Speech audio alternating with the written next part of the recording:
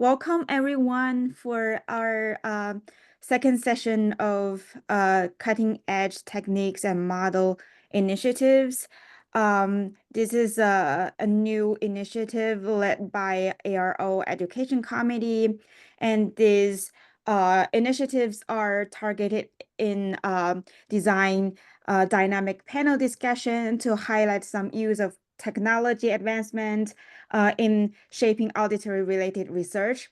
We will invite experts, panelists, present different methodology and models, providing some brief background, and then we'll have people engage in interactive discussion uh, uh, in this session. And we designed this session to want it to be valuable for researchers who is looking to adopt these techniques or troubleshoot challenges. So today we're gonna have the topics on machine learning toolbox for hearing research. And we're gonna have two expert panelists. So our first panelist will be Dr. Manor. Um, Dr. Manor is a faculty director of Hadol Family Technology Sandbox and assistant professor of cell and developmental biology at University of California, San Diego School of Biological Science. The Manor Lab develops new method and tools for studying cellular dynamics with nanometer precision. These will include very advanced artificial intelligence-based computational approaches, such as deep learning, which will integrate data from microscopes to increase image resolution, sensitivity, and collection speed beyond what's possible with any other existing method. And Manor Lab also develops new imaging, genetic, and molecular tools that facilitate the monitoring and manipulation of cellular structures implicated in disease, including neurodegenerative diseases and hearing loss. So using these advanced technologies, the Manor Lab connects structure to function, and the research advances scientists' understanding of these cellular process and ultimately help discover and create new therapies for treating these conditions.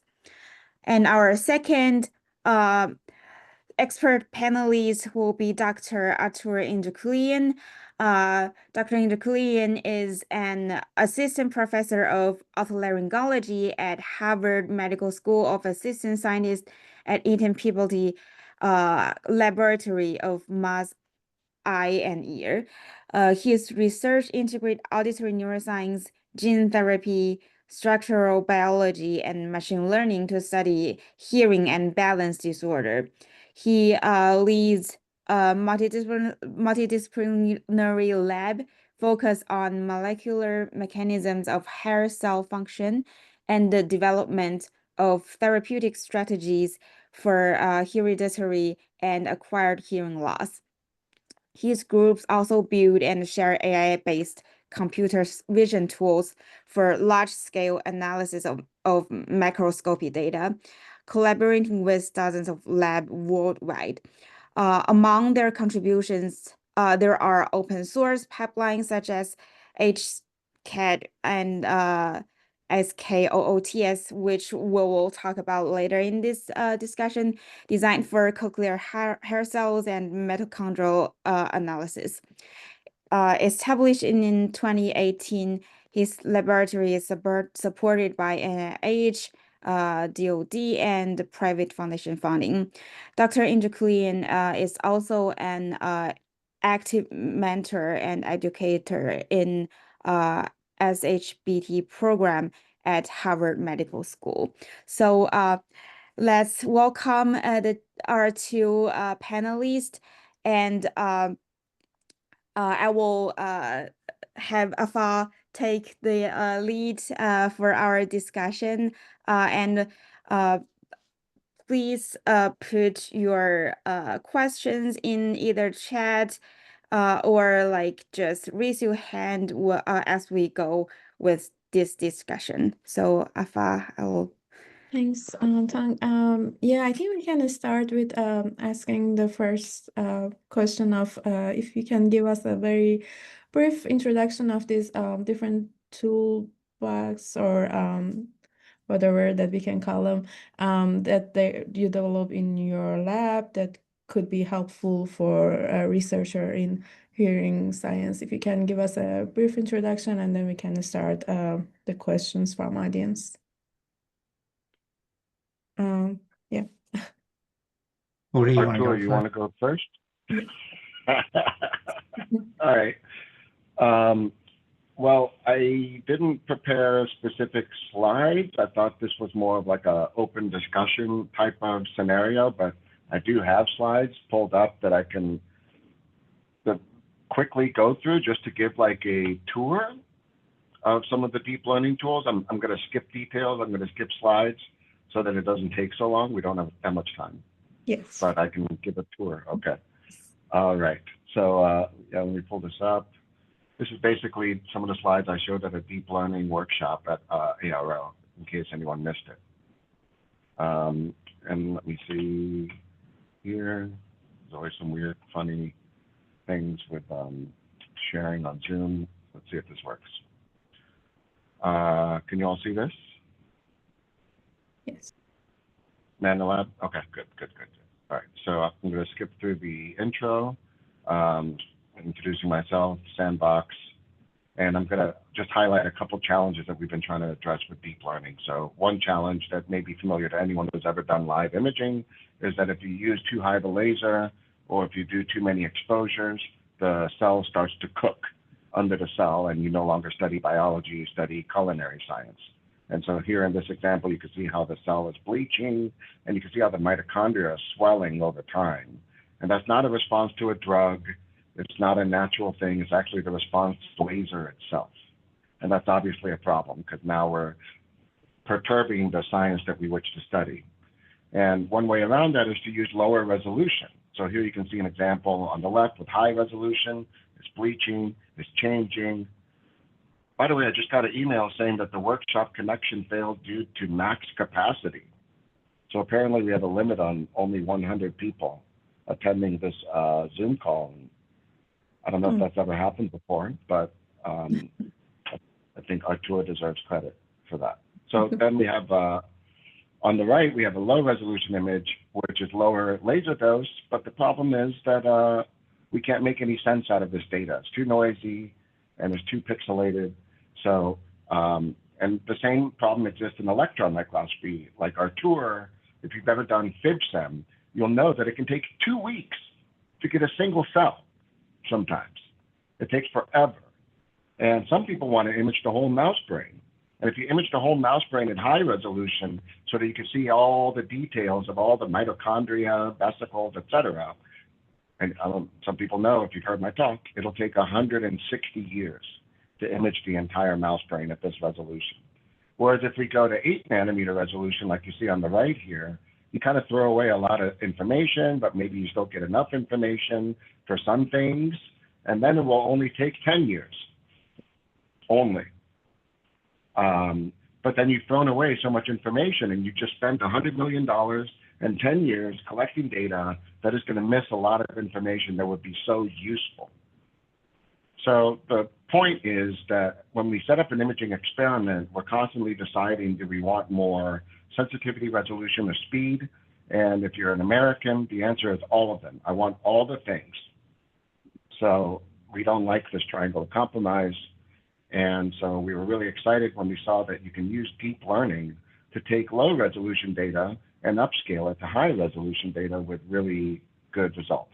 And that's what we basically built in my lab. I'm going to skip details and just say that we can get data that looks like this, where on the left is the raw data off the microscope, and then next to it is the output of our deep learning model.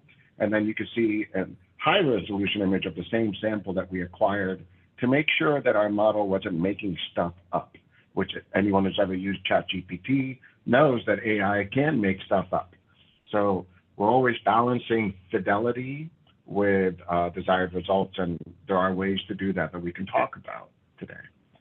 And we also, if anyone's ever done model training or tried to label data, they know that it can take forever.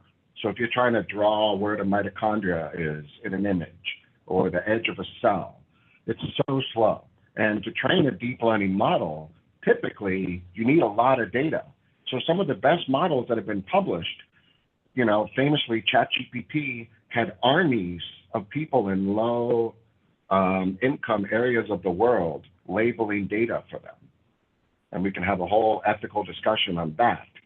But the point is that you need hundreds of thousands of human hours to train a model. And we don't have those kind of resources now with the NIH being the way it is now. Sorry for the snide little comment on the side there. But in any case, it would be useful to have a way to train deep learning models with much less data so that it doesn't take 100,000 human hours.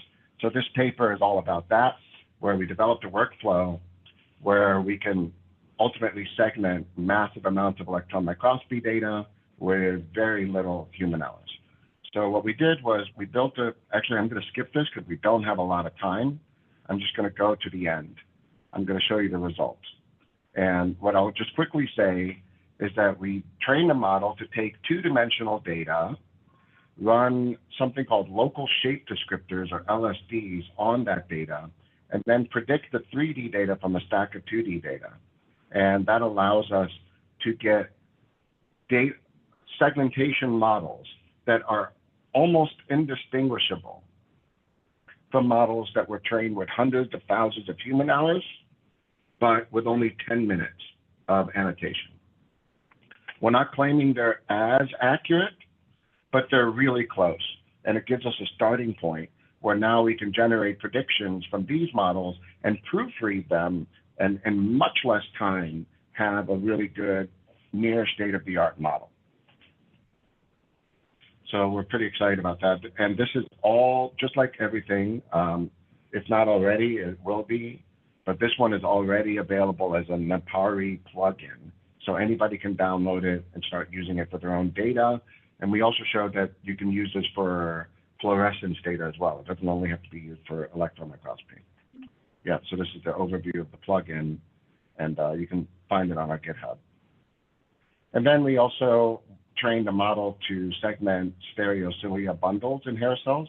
If you're like me, you want to know how long stereocilia are and be able to measure it across many cells. And if you measure it one cell at a time manually, it could take forever. So ultimately, we built an Napari plugin that can automate a lot of different analyses you might want to do, like planar cell polarity angle, segmentation, the height of the bundle, the fluorescence intensity of proteins within the bundle. And it can do it all automatically and reduce basically what used to take an hour to a few minutes. And the results are very good, about as good as the human eye. So one thing we do in all of our deep learning is when we ask how accurate is the model, you always have to compare it to what's called the ground truth. And unfortunately, the ground truth state of the art today is actually defined by human beings, human experts. So what we do is we measure the error between two human experts looking at the same data set. And then we ask, what is the error of our model compared to that? And if our error of our model is within the error of two humans, then we decide that it is ready for deployment. It is as accurate as you will get anyway. And you might as well automate the process and go have a coffee and save some money and get to work. So using these tools, we're able to measure things like how high the bundles are in mutants versus wild type, the intensity of phalloidin and other proteins not yet published. And I'm going to skip ahead and say that we've also applied similar strategies for segmenting synapses, another key target in hair cell research. So we have some models that we're going to release very soon. And again, in this case, our model actually works more accurately than humans, or at least humans that you have to pay a lot of money to do the analysis for you. And that's all I'll say. And then we've done the same thing for synapse segmentation and electron microscopy so that we can automate synapse counting in brain tissue and in the ear, because everyone knows that hearing loss and dementia are correlated. So we built this tool specifically so that we can look at how synapses change over age and in the presence of different drugs, et cetera, and try to understand the relationship better. A little sneak preview on some other work is that we got a mouse that has a halo tag for the postsynaptic marker GLU-A2. And this halo tag is a very clean signal compared to antibody staining. So we're training a deep learning model that can predict the clean signal from the dirty antibody signal. And that way, even if you don't have the mouse in your lab, you can use our software to get really nice, clean results. And then finally, I'll just say that we've started to branch out beyond imaging, and I'm sure many of you have done ABRs, and you know there are some computational tools, but they're either hard to use or not perfectly accurate. Not that ours is perfectly accurate either, but we're trying to build better and better models. And so we've been training a model that can detect the peaks and troughs of each wave of the ABR, and also predict the threshold based on a full ABR data set. And I think I'm going to stop sharing there, make sure I'm not missing anything. Yeah. What I want to stop there for the sake of time, but what I want to say is that none of our models are as good as we'd like them to be, honestly. But it's really a matter of just having enough data. And this is something where the community could really come together and help everyone. Think about how much so many people are benefiting from ChatGPT and other large AI models in their everyday lives in many different ways.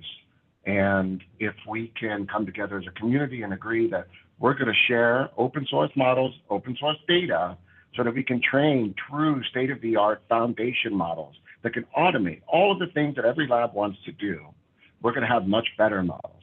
And so Artur and I are working together on trying to get funding and the infrastructure set up with the San Diego supercomputer and other partners so that we can eventually host in the cloud an open source model that everyone can use that's huge, massive, but still fast and usable by anyone with a desktop computer.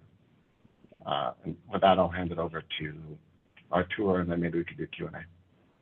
Hopefully that wasn't too long. Thank you. That was perfect. Thanks. Thank you, Uri.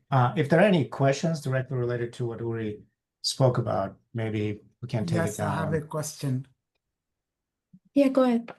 Yes, thank you. My name is Hari Garudatri, also from UCSD. Yuri, great talk. I have a more fundamental question.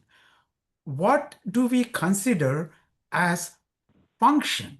Because you alluded to that in your abstract, and the visualization tools, the deep learning, all of these, they're great start, but I was hoping you would connect this to what it means for somebody with hearing loss engaging in a conversation, either their dominant language or one of their secondary languages, and even ABRs and the cellular visual. I consider them more, for lack of a better word, anatomical or physiological tools. But what is the function that we should be shooting for? Did I make any sense?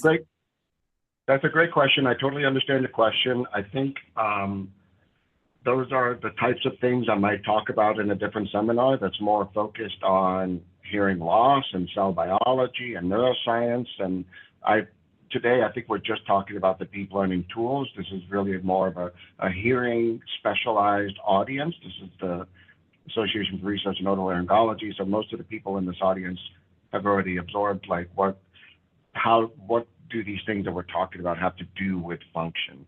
But I'll just briefly answer that it's pretty well established now that some of those stereocilia that I showed, those bundles, they become disrupted after noise or after aging, and that means that they can no longer transduce sound. And then the synapses that I mentioned, each hair cell is somewhere between 15 to 20 synapses. And so you can imagine if you lose just a couple, you just lost 10% of your synapses. And that's going to impact the way your brain is able to process the information. And as your processing power goes down, your speech perception goes down. So there's a lot of models and ideas for how the structural changes correlate with function. And the ADR, the electrophysiology data I showed, we can measure that in relation to speech perception and in relation to sound perception and behavioral responses. And the truth is that we don't 100% understand all of it yet. And maybe part of the reason we don't 100% understand all of it is because we don't have enough data and or analysis. And that's bringing us back to why these tools are so powerful and useful, because now we can measure things at scale, at throughput, so that we can build really robust models that actually explain exactly what are the key features and or phenotypes and or changes that correlate with function, which is what we all truly care about the most. I just typed a follow-up question. So the Okay. message that I took away was a speech perception related metric. However we define the word metric, would that be adequate in tying the stuff that you do and people who are dealing with hearing loss intervention from a technology perspective? Would that be a good goal for me to shoot for? 100%. And I would just say that we can't collect cochlea from humans as Absolutely. we do. We can't induce noise-induced hearing loss in humans, Absolutely. not ethically. So we need models that can bridge mouse and human data. And for that, we need lots of both as well. And that's something that, 15, 20-year vision of ours is to do that and to build large data sets on human cadavers, human speech perception, and then mouse data, and try to understand what is the transfer function between a mouse and a human, so that we can then do experiments in mice or other animal models, eventually in vitro models if NIH insists, and then we can really understand what's going on.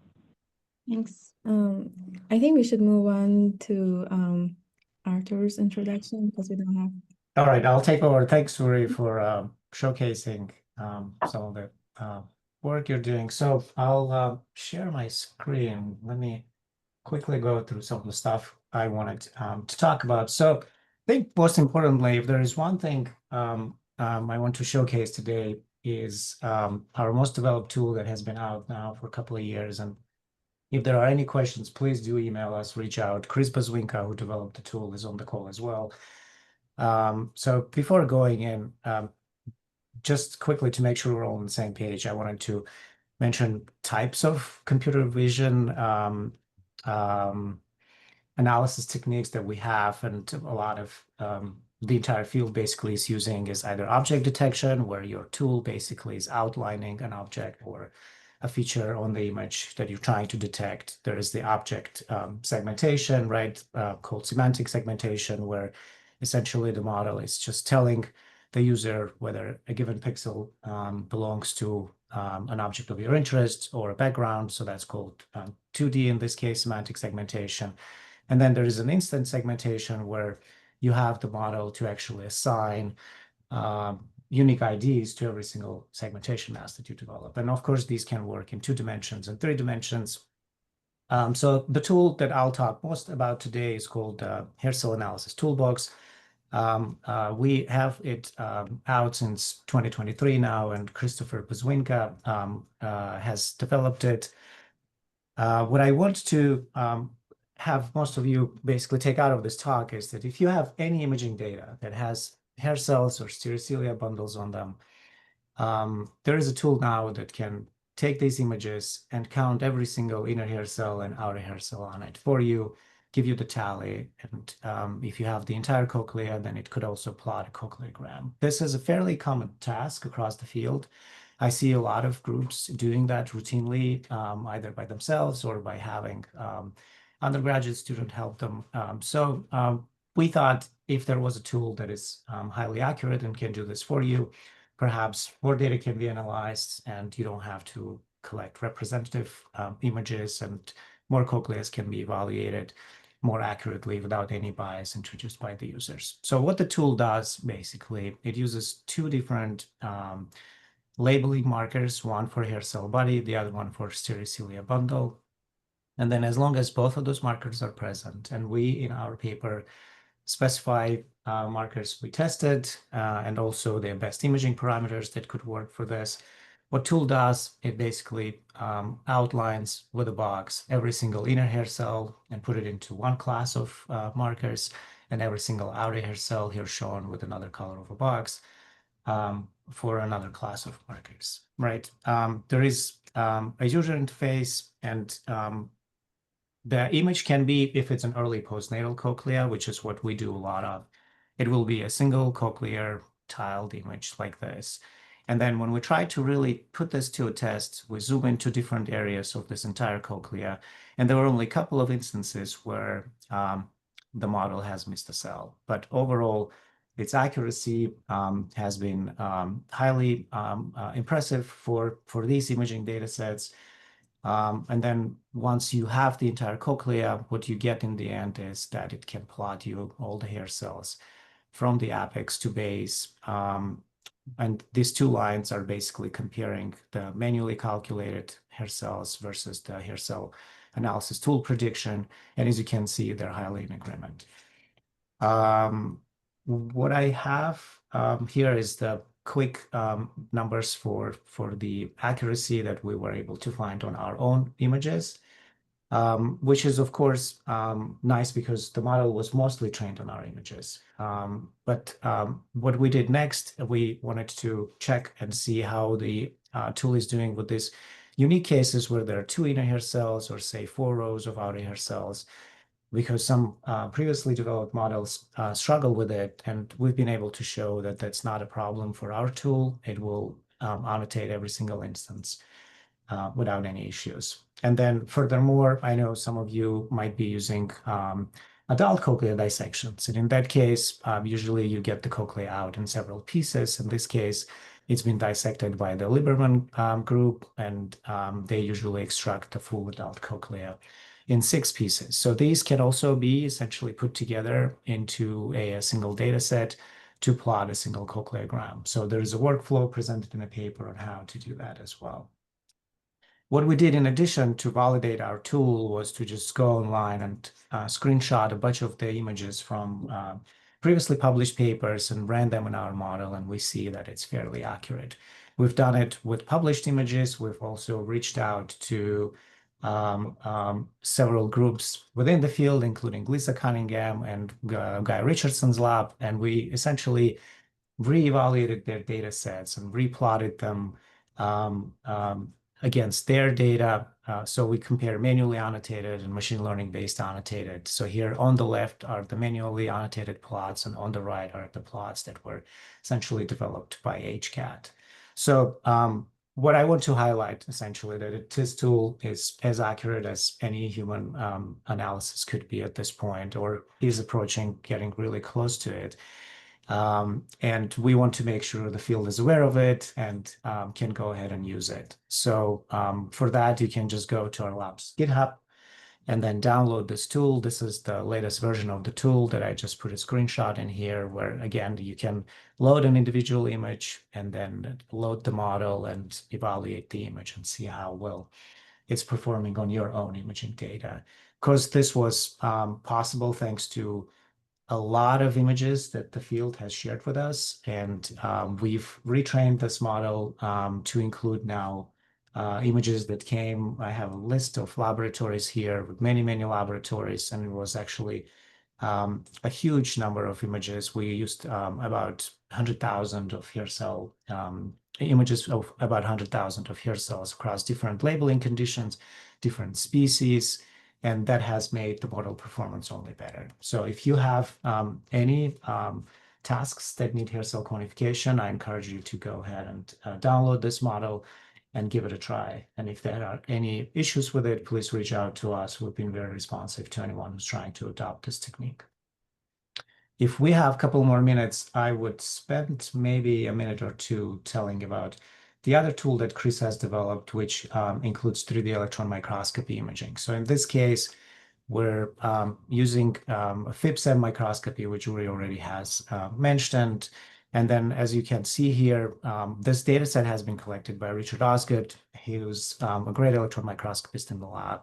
And we've been collecting these data sets of hair cells that have a lot of features. And although we started working with stereocilia primarily, later we decided to start performing mitochondria analysis on these cells. And with Chris's help, who was up to the task of developing now a 3D electron microscopy analysis tool, we've annotated some mitochondria. And to skip through a lot of this, Chris has developed a tool that can take an image and essentially outline with 3D instances of every single mitochondria. So that can be then reconstructed. You can then get 3D masks like these, where you can assign which mitochondria belong to each cell type and perform a lot of analysis that was previously very, very challenging, if possible at all.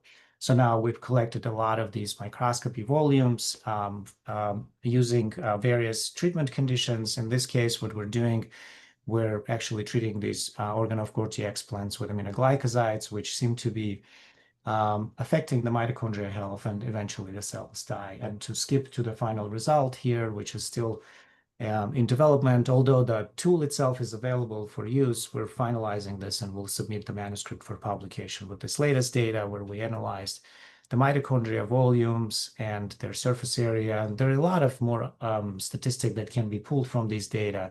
And we compare them and we can show that there are actual morphological changes to mitochondria that you can reveal using these analyses by analyzing 5 to 10,000 of mitochondria across a single sample, which was not something performed previously. And we're pretty excited about using this tool on many other types of cochlear insults to evaluate them more closely. So I'll stop here and take any questions. Thank you. Thank you so much. There were some questions in the chat that they were answered by the speakers. I don't know if we should go through them or, and this talk will be recorded and available on YouTube channel for ARO if anyone wants to look at it later. So I think there one question that I can ask, because the other questions in the chat box were answered, is that how is the how is, like, for example, HCAT works on different species, and like how does the data imaging techniques could affect the accuracy of your methods if like one lab is using different ways for labeling and like imaging, and if the species is very different, can the HCAT or other toolbox that we discussed can handle these differences? Yeah, that's a great question. So over the years, as we present these tools or speak with different collaborators or people in the field, it does come out a lot. So if you already have data that has been generated and you happen to be in the middle of manually quantifying them, what I suggest is please send us a few images or download the tool and try yourself. But if you need our help, send us a couple of those images. We'll run it through our tool and show you how it performs on your markers and on the pixel size and imaging parameters that you happen to use on your existing data. And if it does a good job, we'll help you install it, and please go ahead and use the analysis. If you're developing a new experiment, then we would really suggest reading the paper more carefully and actually following with the markers that we suggest to recommend to use and with the imaging parameters that seem to be working best.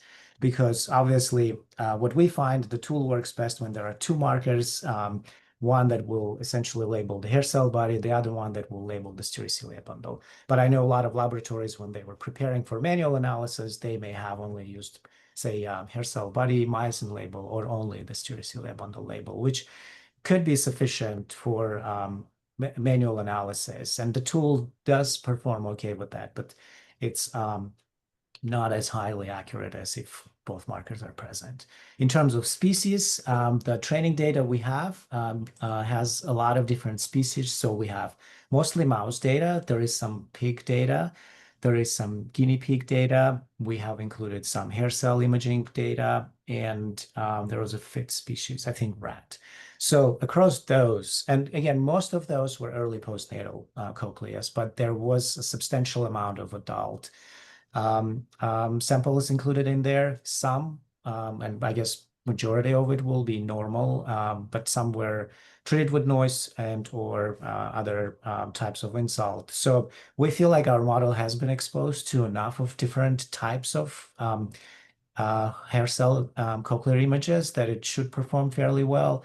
But if your specific image, while being of good resolution and having both markers, does not perform well, we would love to have those images included in the next round of training. So if you're willing to share it with us, please let us know. I would love to have them. Thank you. So there are some questions from the chat. Artur and Uri, what are your thoughts on models for quantifying hair cell from vestibular tissue or non-mammalian ears? I often use phalloidin labeling, and the hair bundles sometimes overlap, making it difficult to train some models. All right, how about I take it first and then where you can add. So I do get this question a lot, and it's true there's a lot of vestibular work happening, and vestibular hair cell analysis is also very time consuming and challenging. This entire HCAT workflow can actually be adopted and retrained to recognize and analyze vestibular tissue. We haven't done that, but it can be done, and we're happy to work with anyone who's willing to do that work. There is plenty of training data. I should also mention that there are some semi-automatic vestibular tissue analysis workflows that are published, and I'm happy to point whoever is interested in utilizing them. And there is plenty of vestibular data some groups are willing to share.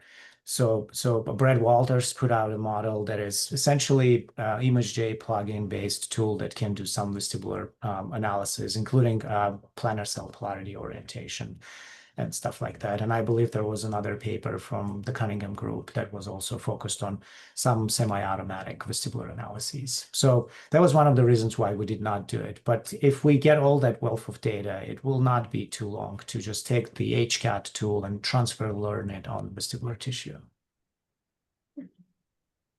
Anything you want to add? For it really is just a matter of having the training data, and we started in my lab with what we already generate. In my lab, we have a lot of interest in vestibular, but with the realities of bandwidth, we just haven't been able to focus on collecting and analyzing vestibular data. But it would be really easy, I think, for us to train models if they share the data. And yeah, again, NIH is doing a lot of funny things that I disagree with, but one thing I agree with is, really emphasizing more that taxpayer work should be openly shared. And that includes data. So hopefully soon it'll be a lot easier to get access to the data that everyone's generating so that we can train these models for the good of the community. Thank you. So the next question is awesome work from both labs. Would love to hear about what you are working on for looking at SGNs. Spiral ganglion neurons. We have an idea that we would love to explore where maybe some of you in the audience have seen these types of data where you do sparse labeling of spiral ganglion neurons, where there are certain transgenic animals or viral mediated methods where you can label only 1% of all the spiral ganglion neurons. And that gives us an idea for training a super resolution model that can resolve all of the individual spiral ganglion neurons in fluorescence data. Right now, you'd have to do electron microscopy to resolve individual spiral ganglion neurons because the resolution of fluorescence is too low. But we think that if we have enough training data and deep learning, we could actually train a model that could do super resolution imaging and resolve individual spiral ganglion neurons. But we need the training data for that. That requires special transgenic mice that we do not have in my lab, cannot afford to take on in my lab. But if people are willing to share, then I have some ideas on how to generate the training data that we need for that. I want to add that I think there was a tool developed by the Lieberman Group that was semi-automatic and can quantify presence of SGNs on histological sections. And I see Tyler is on the call, so he can add if that's something that's available to the community. Thank you. Another question that I have, maybe more general, is for young investigators, students that they are interested in machine learning methods, but also hearing research, and they want to start this works. And how should they make this decision of like what is the next thing that they need to work on as an automated tools, or like if they have a different experiments with different species or a little bit different data set, decide on whether building a whole model themselves or starting a whole model themselves, or should rely on the existing model and then retrain them with their own data. If you have any suggestion for these questions.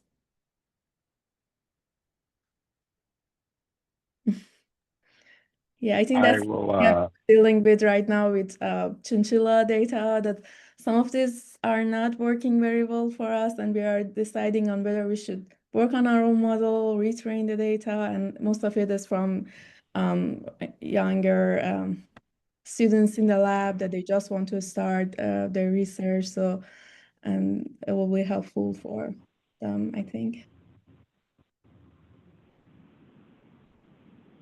yeah, Uri, you were there's a saying? lot of, Go ahead. yeah, I feel like there's a lot of like big picture type questions embedded in that question. One of the things that really annoys me, full disclosure, my background is in physics, and my original plan as a scientist was to build an analytical set of equations that explains life, and quickly was humbled by biology and realized that a lot of work cannot be theoretical. You just have to do the experiments.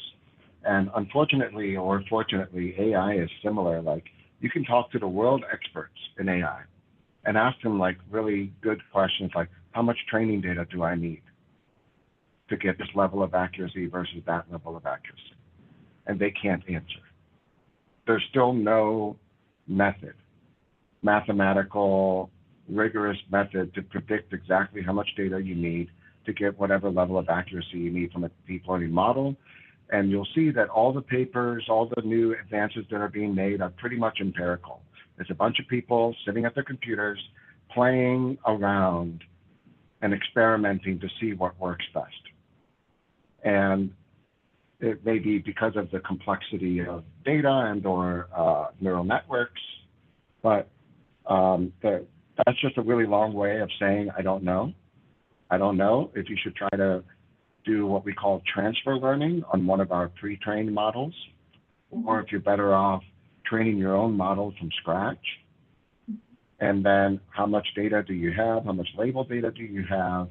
One of the big things that is becoming really powerful that a lot of people are working on is some of the stuff I alluded to earlier, where how can we train a model with less training data? And there are things like sparse annotation, but there's also something called self-supervised learning that is really powerful. And the way it works is if you have a lot of data, but none of it is labeled, you can train a self-supervised model where you basically automatically randomly apply certain manipulations to your data, and you ask your model to learn how to unmanipulate the data and restore it. And that forces your model to learn the features in your data set. So now you have a pre-trained model that was trained with self-supervised learning, no human labeling required. And then you can take that pre-trained model and give it some labeled data for supervised learning.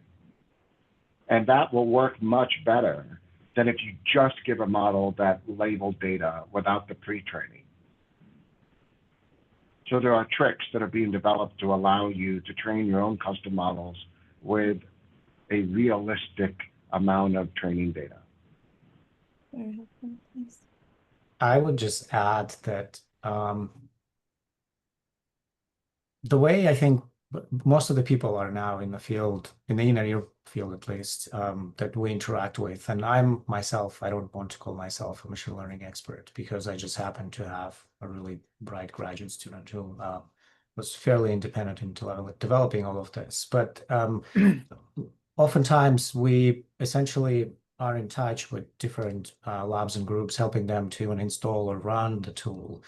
And sometimes they would, be experienced enough to go back into the code and maybe tweak a few things here and there, but still kind of use our code base and use our pre-trained model.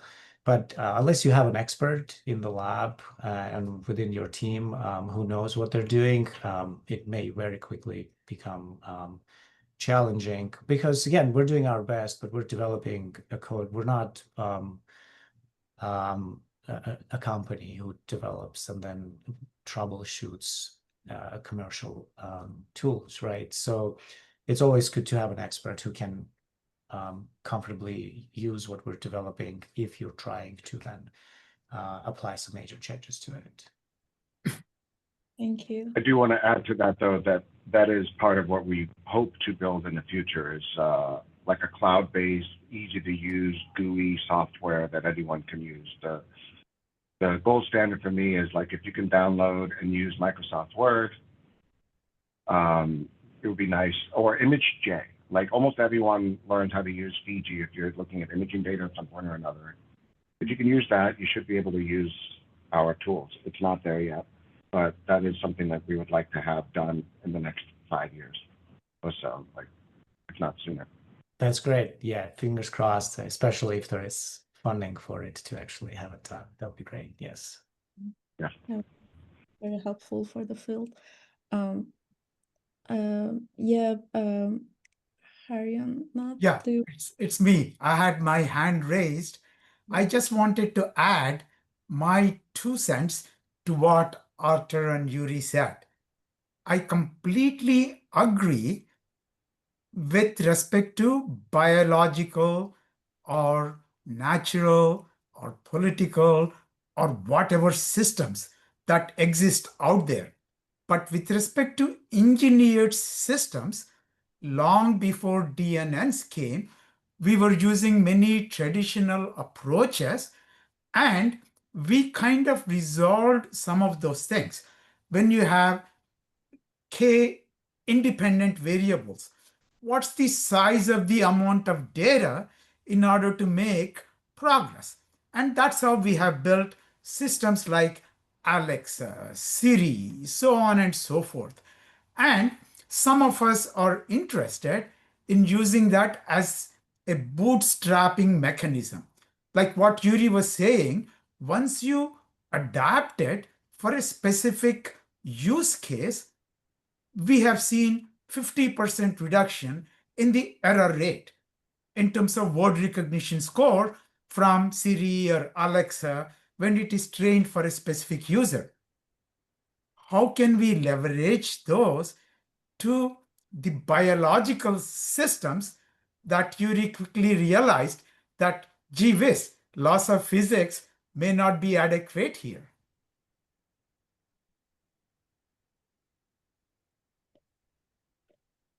I have to think that as we generate more and more models that we have really good metrics on, we will eventually be able to build a theory on how much training data you need, how accurate does the training data. That's another interesting thing, is that it's not just how much data you have, how accurate is the data? It's never 100% accurate. There's no such thing. So if you have, I don't know, 1 trillion examples with 90% accuracy, is that better than if only 10 examples with 92% accuracy? Which one will generalize better? Which one will be more accurate across all the things? You can sometimes come up with ideas based by taking things to absurd extremes. But in reality, we're usually not in the absurd extreme. We're somewhere in the middle. And by the way, it might take 10 hours to draw a pixel perfect segmentation and 10 seconds to draw a pretty crappy one. And that was one of the things we explored in our sparse annotation paper was how do we get a model to work with, we called it drunk drawing, where you just like a baby, just splotch it in the general vicinity of where you think the thing is. And how do we get a model to work well with those kinds of annotations? And I think that's a really powerful approach, because one thing we would love to see is more citizen science. Like we can create a website where people who are bored or being punished by their parents or are just excited, they can come in and they can draw online and help us generate more and more training data. Can I add to what you said? Well, This We is, have like oh, 5 sorry, minutes go ahead. from this session, so I thought that maybe we can ask one more question from the chat and then try to wrap up the session. Sorry. So I think one of these questions were very interesting. Maybe we can talk a little about it given the time limit. Given the limited availability of labeled data, could generative models be used to augment the training data set and improve model performance? I wanted to see if Artur has anything add to what we have in response to this. Sorry, I was trying to find that Yes, question and I. given the limited availability of labeled data, could generative models also be used to augment the training data set and improve model performance? Yeah, I think Uri is the one who believes in that stuff a little more than I do, but he's an expert that has experience with that. So I'll defer to Uri. I try to actually stick to real data and we tried a little bit of generative data when Chris was working on his thesis and was trying to find more efficient ways of speeding up the model training. And I know we kind of gave up on it. I don't know whether it was lack of time or it did not work well just because it doesn't work well. Uri? Yeah. Hold on. I want to pull up my slide for this one, and it hopefully only takes a couple seconds, but it's much easier to understand if I show it as opposed to talk about it. Here we go. So I briefly mentioned in the chat. Does everyone see this? Yes. Yeah, okay. So when we wanted to train our super resolution model, we got a hold of really, really beautiful image quality data from a world expert, Kristen Harris. And then we ran it through this sophisticated computational device called the Crappifier. And what the Crappifier does is it takes that high quality data and it degrades it to look like what a crappy microscope or a very low resolution image would look like with noise injected. And then we trained a deep learning model to take that, to learn how to take the crappy data and then make it beautiful again. And we call that decrappification. So this is a semi-synthetic training approach. This is not purely generated data, but it's semi-synthetic. But then what we did was we used our train model on real world image pairs, where we took real low and high res image data and compared the results. And we saw that it works really well. And the reason this is so valuable and the reason generated training data could be so valuable is because it's so expensive to get real world data. It takes forever and it costs a lot of money. So if you can train if you can generate a Crappifier that works, you can save yourself a lot of money and time. And this is the original PSSR paper we just published in BMC method, a new version called PSSR2. And we changed a couple things, but one of the things we changed was the Crappifier. We have a better Crappifier now. And that Crappifier was actually using machine learning. So what we did was we used Bayesian statistics to train the Crappifier that best simulates low versus high res real world data. So there are ways to create synthetic data that is still tethered to reality sufficiently that it can be useful to train your model with. But that's the rub, is you got to make sure that your Crappifier or your synthetic data looks a hell of a lot like real data. Thank you.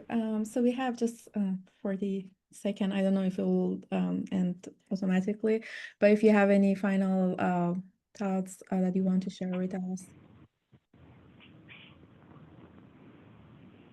And yeah.